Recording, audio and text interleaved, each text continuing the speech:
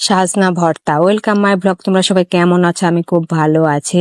আমার জ্যাঠাতো ভাইয়ের বউ সাজনা ভর্তা করছে। ডালে যেভাবে সাজনা কেটে দেওয়া হয় এইভাবে সাজনাগুলোকে কেটে নিয়ে সিদ্ধ করে আলতোভাবে ছাড়িয়ে নিয়ে এতে পেঁয়াজ কুচি, পরিমাণ মতো সরিষার তেল, লবণ, ভাজা শুকনো মরিচ দিয়ে সাজনা ভর্তা করা হয়।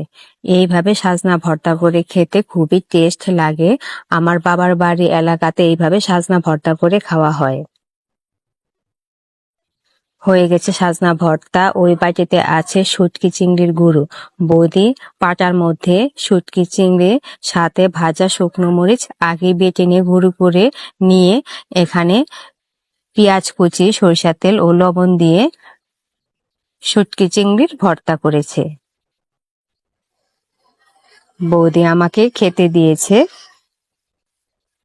আমি খুবই মজা করে খাচ্ছি। আমার কাছে ভীষণ টেস্ট লাগছে। খুবই মজা হয়েছে।